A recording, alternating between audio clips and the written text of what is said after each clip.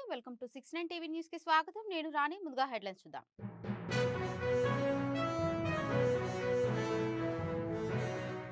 ఉచిత విద్య వైద్యానికి కాంగ్రెస్ ప్రభుత్వం కట్టుబడి ఉంది చైతన్యపురి టీమ్స్ ఆసుపత్రి పనులను పరిశీలించిన మంత్రి కోమటిరెడ్డి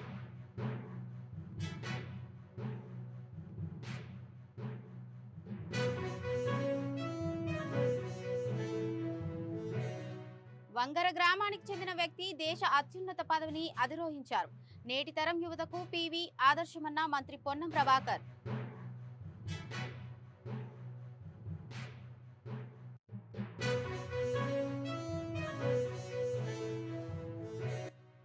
ఒక స్మగ్లర్ ను హీరో చేశారు పోలీసులను విలన్ చేశారు ఇలాంటి సినిమాలకు జాతీయ అవార్డులు ఇస్తారన్న మంత్రి సీతక్క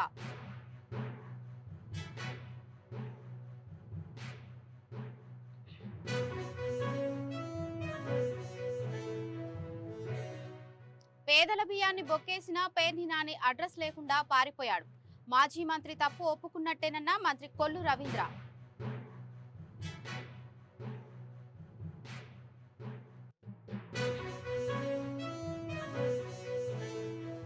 హైదరాబాద్ చైతన్యపురిలో నిర్మాణం జరుపుకుంటున్న టిమ్స్ హాస్పిటల్ను మంత్రి కోమటిరెడ్డి వెంకటరెడ్డి పరిశీలించారు దేశంలోనే ఎల్ఎన్టీ కంపెనీతో టిమ్స్ ఆసుపత్రి నిర్మాణం చేస్తున్నామని హైదరాబాద్లో 4 హాస్పిటల్తో పాటు మరొకటి వరంగల్లో కడుతున్నామని తెలిపారు పేదవారికి వైద్యం అందాలనే ఉద్దేశంతో హాస్పిటల్స్ నిర్మాణం చేయడం జరుగుతుందన్నారు వైఎస్ఆర్ ఉన్నప్పుడే పేదవారు ఒక్క పైసా కట్టకుండా ఉచిత వైద్యం అందించాలని ఉద్దేశంతో రాజీవ్ ఆరోగ్యశ్రీ ఏర్పాటు చేశామని ఉచిత విద్య కూడా అందరికీ అందుబాటులో ఉండే విధంగా ప్రభుత్వం చర్యలు తీసుకుంటుందని తెలిపారు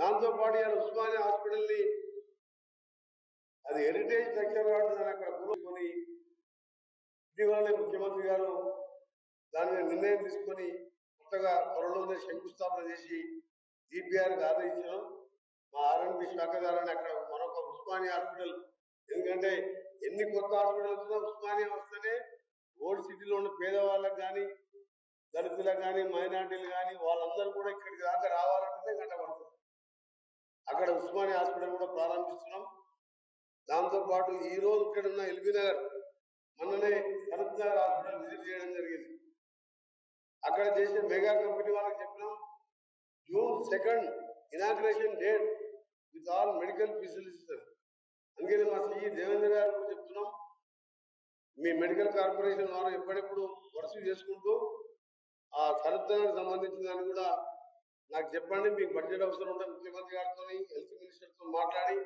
ఎక్విప్మెంట్ అంతా కూడా వచ్చే విధంగా ఏర్పాటు చేస్తాం ఇకపోతే ఈ మనం ఇప్పుడున్న ఎల్బీ నగర్ హాస్పిటల్ గతంలో కొత్తపేట మార్కెట్ ఉన్నాయి అయినా సరే సెంటర్ ప్లేస్ అని ఇక్కడ తీసుకొని ఇవాళ ఆరో స్లాబ్ వేసుకోబోతున్నాం ఎల్ఎన్టీ కంపెనీ వెంకటరెడ్డి గారు చెప్పిన ప్రకారం డిసెంబర్ మ్యాక్సిమం ఇంకా 2 నెలలు లేట్ అవుతుంది సార్ 25 డిసెంబర్ నాటికి మ్యాక్సిమం అయితే ప్రయత్నం చేస్తాం 1-2 నెలలు అటు ఇటు కావచ్చు మాకు ఎలక్ట్రికల్ హనుమకొండ జిల్లా వంగర గ్రామంలో మాజీ ప్రధాని పివి నరసింహారావు 20వ వర్ధంతి సందర్భంగా వారి నివాస ప్రాంగణంలో సంస్మరణ సభ కార్యక్రమం నిర్వహించారు ఈ కార్యక్రమానికి ముఖ్య అతిథిగా పాల్గొన్న మంత్రి పొన్నం ప్రభాకర్ పివి నివాసంలో ఆయన విగ్రహానికి నివాళులు అర్పించారు ఈ గ్రామానికి చెందిన వ్యక్తి దేశ అత్యున్నత పదవి చేపట్టడం మనందరికీ గర్వకారణమన్నారు నేటి తరం యువత ఆయన మార్గదర్శనంలో నడవాలని ఆయన కోరారు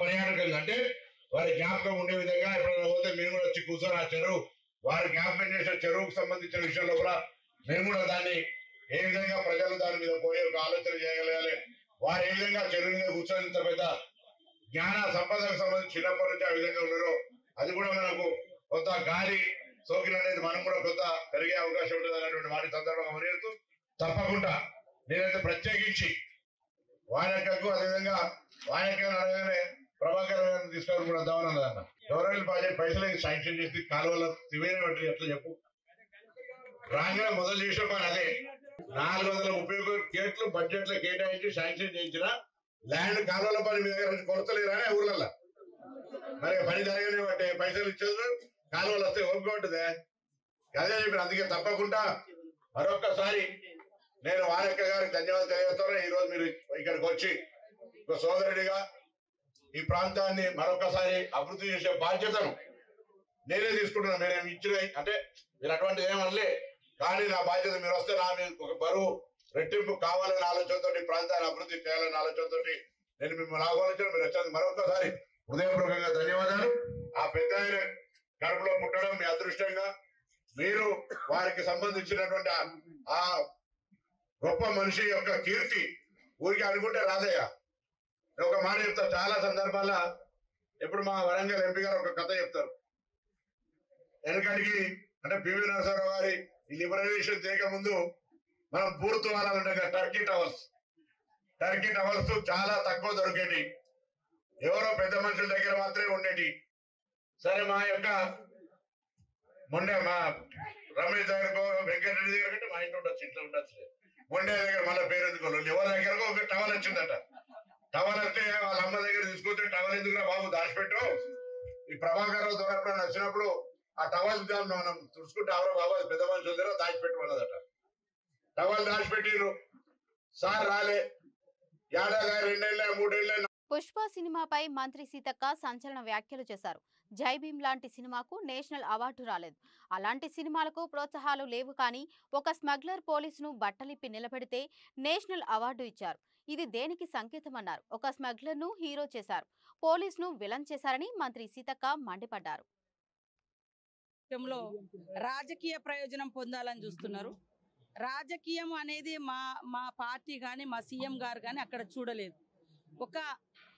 ఒక అభిమానిగా సినిమా థియేటర్కి వెళ్తే రేవతి అలా చనిపోవడం అనేది చాలా బాధ అనిపించి అది చట్టానికి లోబడి ఆయన మీద కేసు పెట్టడం జరిగింది.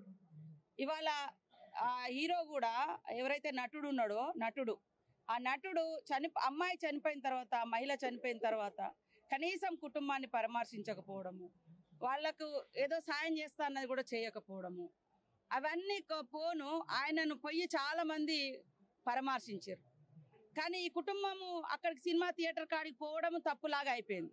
కానీ నీ మీద అభిమానంతో వస్తే ఆ కుటుంబం అలా చనిపోతే మరి ఇట్లాంటివి జరుగుతూ ఉంటే ఒక నటుడికి అవకాశం ఇస్తే ఇంకోరు కూడా. కాబట్టి చట్టానికి కొన్ని పరిమితులు ఉన్నాయి, హక్కులు ఉన్నాయి, వాటికి లోబడి ఉండాలనేది చట్టం తన పని తను చేసుకుంటూ పోయింది. ఆ యొక్క నటుడి మీద అల్లు అర్జున్ మీద కాంగ్రెస్ పార్టీకి ద్వేషం లేదు, కాంగ్రెస్ సీఎం గారికి కోపం లేదు. కేవలము మన ప్రజల యొక్క హక్కులను కాపాడాలి, చట్టాన్ని రక్షించుకోవాలి, చట్టబద్ధంగా ఎవరైనా శిక్ష అర్హులే అనేది ఈ సమాజం ఖచ్చితంగా ఆ మెసేజ్ తీసుకోవాలి. అతిగా ఎవరు ప్రవర్తించిన వాళ్ళకు శిక్ష ఉంటుంది, పబ్లిక్ కూడా భరోసా ఉంటుంది. మా మీద ఎవరు అతిగా చేసినా ఖచ్చితంగా వాళ్ళకి పనిష్మెంట్ ఉంటుందని అలాంటి నియమ నిబంధనలు చట్టాన్ని మనం ఫాలో అయితేనే ఈ సమాజంలో శాంతి ఉంటుంది, క్రమశిక్షణ ఉంటుంది. లేకుంటే ఇంకొకటి అవుతుందని ఆ కేసు పెడితే ఇవాళ బొలోమని మొత్తుకుంటా ఉన్నారు. నేను ఒక్కటే అడుగుతున్నా బీజేపీ నాయకులని, అయ్యా ఇలా భారత రాజ్యాంగం వచ్చింది, భారత రాజ్యాంగంలో ఉన్నటువంటి హక్కులు ఇప్పటి వరకు చాలా మందికి తెలియదు, భారతీయులకు కానీ అట్టడుగు వర్గాలకు కానీ తెలియదు. ఒక జై భీమ్ సినిమా అనేది ఒక గొప్ప మెసేజ్ ఇచ్చింది. నీకు ఊర్లో అన్యాయం పోలీస్ స్టేషన్లో జరగకుంటే నువ్వు కోర్టుకు పోవచ్చు, ఇక్కడ కోర్టులో కాకుంటే సుప్రీం కోర్టు దాకా పోవచ్చు అని ఒక నమ్మకాన్ని క్రియేట్ చేసినటువంటి సినిమాకు కనీసం గుర్తించలేదు, అవార్డు ఇవ్వలేదు. కానీ ఒక స్మగ్లింగ్ చేసేటువంటి దాన్ని మాత్రం గొప్పగా పేదల బియ్యాన్ని బొక్కేసిన పేర్ని నాని రేషన్ బియ్యం మాయం కేసులో అడ్రస్ లేకుండా పారిపోయాడని మంత్రి కొల్లు రవీంద్ర విమర్శించారు. పోలీసులు నోటీసులు ఇచ్చినా సమాధానం చెప్పకుండా పారిపోయాడంటే తప్పు జరిగిందని ఒప్పుకున్నట్టేనన్నారు. ఇటీవల నానికి చెందిన గోడౌన్లో మాయమైన 5,000 బస్తాల రేషన్ బియ్యం కాకినాడ పోర్టుకు అక్రమంగా తరలించినట్టు పోలీసులు విచారణలో తేలిందన్నారు. నిన్న పోలీసులు నోటీసులు ఇచ్చినా కనీసం వచ్చి సమాధానం చెప్పలేదంటే ఇవాళ ఎంత దుర్మార్గం వీళ్ళు చేశారనే దానికి ఇదే ఒక నిదర్శనం.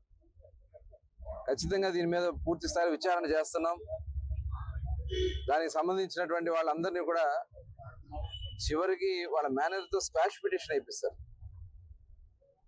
స్క్వాష్ పిటిషన్ ఎందుకు వేయించారు? తప్పించుకుంటాక మీరు ఇవాళ అడగకుండానే తీసుకెళ్లి డబ్బులు కట్టేశారు. అంటే దొంగతనం చేసేసి డబ్బులు కట్టేసి దొంగతనం దొరైపోతారా? ఇవాళ 5,000 బస్తాల బియ్యం అంటే అఫీషియల్ గా వచ్చినటువంటి లెక్క 2,480 క్వింటాల్స్ దాదాపుగా, అంటే దాదాపు 5,000 బస్తాలు. ఒక బస్తా తీసుకెళ్లడమే సాధ్యం కాదు, 5,000 బస్తాలు తరలిపోయినాయి అంటే ఇది చాలా సీరియస్ గా తీసుకుంది ప్రభుత్వం. ఇవాళ అన్ని విచారణ చేస్తున్నాం. ఇది మొత్తం కూడా కాకినాడకి ఏదైతే ఇవాళ దొంగ బియ్యం ట్రాన్స్పోర్ట్ జరుగుతా ఉందో నేరుగా కాకినాడకే వెళ్ళింది అని చెప్పి మా ప్రాథమికంగా వచ్చినటువంటి సమాచారం. దాని మీద లోతైనటువంటి విచారణ జరుగుతా ఉంది. ఇంకా దీని మీద పెద్ద ఎత్తున వెళ్ళింది అనేది కూడా మాకు పూర్తి స్థాయి సమాచారం అందుతా ఉంది. ఈయన చెప్తా ఉన్నాడు నేను ముందే వెళ్ళి లెటర్ ఇచ్చానని చెప్పి. విజిలెన్స్ వాళ్ళు వచ్చి తనిఖీ కోసం వస్తే మనుషులు లేకుండా తాళాలు వేసి పారిపోయిన సందర్భం కాదా మీరు? ఆ విషయం తెలిసి అప్పుడు మీరు లెటర్ ఇచ్చి కాటాలో తేడా వస్తే ఒక గూడౌన్ లో తేడా వస్తుంది, అక్కడ 2 గోడౌన్స్ ఉన్నాయి, 2 గోడౌన్స్ లో తేడా రావాలి కదా. ఒక గోడౌన్ లో సరిపోయినాయి, 2వ గోడౌన్ లోనే ఎందుకు తేడా వచ్చింది? ఇవాళ మీ ఆడవాళ్ళని కూడా ఇంట్లో ఆడవాళ్ళని కూడా అడ్డం పెట్టుకుని రోడ్డు మీదకి తీసుకొచ్చినటువంటి సిగ్గేస్తుంది నిజంగా. పేర్నాని గారు మీలాంటి బ్రతుకులు చూస్తా ఉంటే. ఒంగోలులో సెమీ క్రిస్మస్ వేడుకలు ఘనంగా నిర్వహించారు. జిల్లా మైనారిటీ సంక్షేమ శాఖ ఆధ్వర్యంలో జరిగిన వేడుకల్లో మంత్రి డోలా వీరాంజనేయ స్వామి పాల్గొన్నారు. యేసుక్రీస్తు చూపిన ప్రేమ, అనురాగాలు ప్రజల మనుగడ, జీవన శైలిని మార్చాయని, ప్రజల కోసం ఆయన ప్రాణత్యాగం చేయడంతో ప్రపంచ దేశాలని ఆయనను అనుకరిస్తున్నాయని తెలిపారు. రాష్ట్ర ప్రభుత్వం క్రిస్టియన్లకు అందించే అన్ని కార్యక్రమాలను మరింత చేరువ చేసేందుకు ముందుంటుందని మంత్రి తెలిపారు.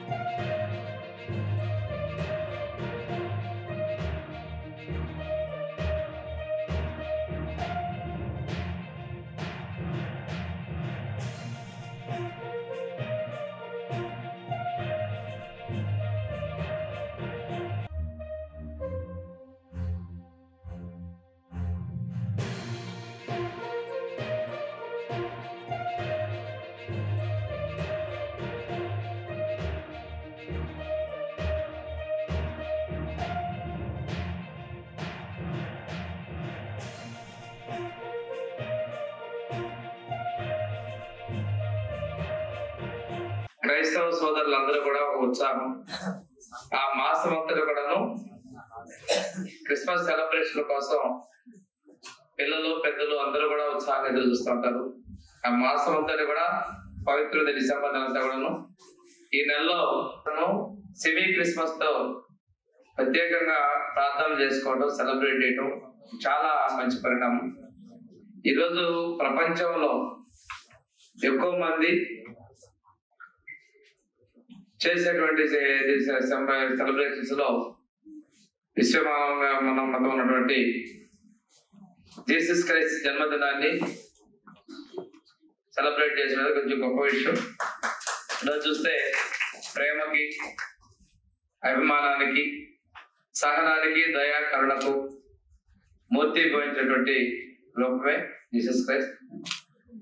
మీ అందరికీ కూడా సుపరిచితమే. జీసస్ క్రైస్ట్ పాపుల రక్షణ కోసం తీసుకున్న సందర్భాల్లో తన శిలువ మోయడం కావచ్చు, తన రక్తం చిందించడం కావచ్చు, శాంతి సందేశం ఇవ్వడం కోసం దైవదూతగా రావటం, ఇవన్నీ కూడా క్రైస్తవ మతంలో ఉన్నటువంటి ప్రత్యక్షంగా ఇచ్చినటువంటి నిదర్శనాలను కూడా తెలియజేసుకుంటూ వారి ఆశయాల కోసం, వ్యాప్తి కోసం, అదే విధంగా ఆచరణ చేస్తున్న మీ అందరికీ కూడా మరొకసారి క్రిస్మస్ శుభాకాంక్షలు తెలియజేసుకుంటూ ప్రభుత్వం కూడా 14-19 ఉన్నప్పుడే చర్చల నిర్మాణాల కోసం మనకి ఆ రోజున జీవోలు తేవడం జరిగింది. దాంతోపాటు మిషనరీ ఆస్తుల సంరక్షణ. హైదరాబాద్ గచ్చిబౌలిలో భారీగా గంజాయిని పట్టుకున్నారు ఎక్సైజ్ పోలీసులు. బీదర్ నుండి నగరానికి గంజాయి రవాణా చేస్తున్న ముఠా గుట్టురట్టు చేశారు. నిందితుడు నగరంలోని జియాగూడకు చెందిన శ్రీకాంత్ గా గుర్తించారు. నిందితుడు నుండి 9.3 కేజీల గంజాయి, ఒక ద్విచక్ర వాహనం, ఒక మొబైల్ ఫోన్ స్వాధీనం చేసుకున్నామని పోలీసులు తెలిపారు.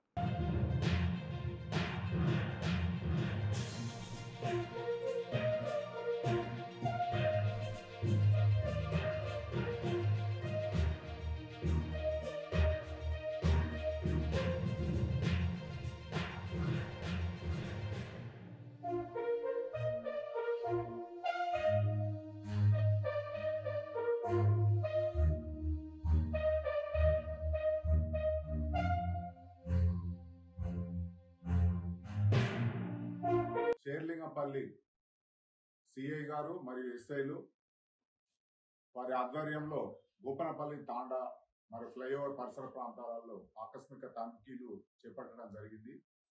అట్టి తనిఖీలలో భాగంగా ఒక హీరో హోండా స్ప్లెండర్ వెహికల్ వస్తూ ఉంటే దాన్ని ఆపి అతని బ్యాగును తనిఖీ చేయగా అందులో గంజాయి ప్యాకెట్లు, ఒక 5 ప్యాకెట్లు లభ్యమైనవి. ఆ అట్టి 5 ప్యాకెట్లను తూకం వేయగా దాదాపు 9 కిలోల 300 గ్రాములు గంజాయి లభ్యమైంది. అట్టి స్ప్లెండర్ వెహికల్ నడుపుకుంటూ వచ్చిన వ్యక్తిని విచారించగా అతడు తన పేరు శ్రీకాంత్ అని, జియాగూడ హైదరాబాద్ సంబంధించిన వ్యక్తిని అని తెలియజేస్తూ ఇట్టి గంజాయిని మన అక్కడి నుంచి బీదర్ నుంచి బీదర్ చెక్ పోస్ట్ నుంచి ఇట్టి గంజాయిని బీదర్ చెక్ పోస్ట్ నుంచి ఒక గుర్తు తెలియని వ్యక్తి దగ్గర పర్చేజ్ చేసి ధూల్పేటలో అమ్మ నిమిత్తం పట్టుకొని వస్తున్నానని, అక్కడ తక్కువ ధరకు తెచ్చి ఇక్కడ వీరికి ధూల్పేట వారికి అమ్మడం ద్వారా తనకు కిలోకు మినిమం 2-3 వేల రూపాయల చొప్పున దాదాపు 20,000 లాభం జరుగుతుందనే ఉద్దేశం కొద్ది తన వెహికల్ మీద అక్కడి నుంచి ఈ గంజాయిని కొనుక్కొని తీసుకొచ్చి ఇక్కడ వారికి అప్పచెప్పడం జరుగుతుందని చెప్పడం జరిగింది. తదుపరి విచారించగా అతడు నువ్వు ఎవరి వద్ద కొన్నావు డీటెయిల్స్ ఇవ్వమని చెప్పగా అతడు బీదర్ చెక్ పోస్ట్ వద్ద నాకు ఇచ్చిన గుర్తు తెలియని వ్యక్తి దగ్గర అక్కడ చాలా మంది అమ్ముతారు, అక్కడి నుంచి తీసుకొని వచ్చిన అతని వివరాలు నాకు అని చెప్పారు.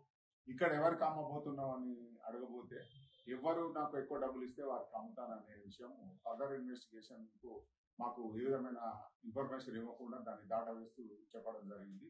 అటు కేసు విషయంలో మా సిఐ గారు విశ్రాంతంగా కృషి చేసి మా ఎస్ఐలు కానీ అతన్ని చాకచక్యంగా పట్టుకొని 9 కిలోల 300 గ్రాముల గంజాయిని సీజ్ చేయడం జరిగింది. ఇది షేర్లింగంపల్లి స్టేషన్ లిమిట్స్ లో ఒక సెన్సేషనల్ కేసు. ఇది ఈ మధ్యన నానక్రామగూడలో గోపనపల్లి తాండా ఏరియాలో. బులెటిన్ ముగించే ముందు హెడ్లైన్స్ మరోసారి చూద్దాం.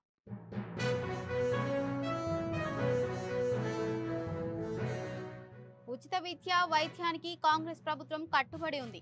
చైతన్యపురి టిమ్స్ ఆసుపత్రి పనులను పరిశీలించిన మంత్రి కోమటిరెడ్డి.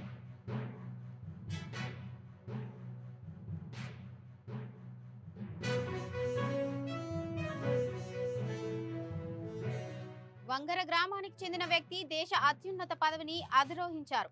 నేటి తరం యువతకు పివి ఆదర్శమన్న మంత్రి పొన్నం ప్రభాకర్.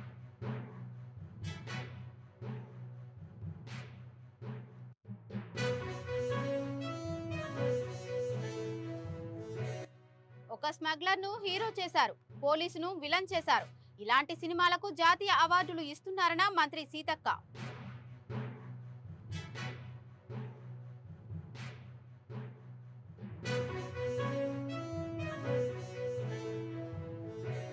పేదల బియ్యాన్ని బొక్కేసిన పేర్ని నాని అడ్రస్ లేకుండా పారిపోయాడు.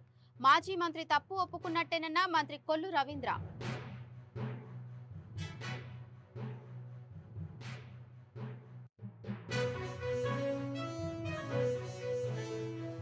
ఇవి ఇప్పటివరకు ఉన్న అప్డేట్స్. మరిన్ని అప్డేట్స్ కోసం చూస్తూనే ఉండండి 690 న్యూస్.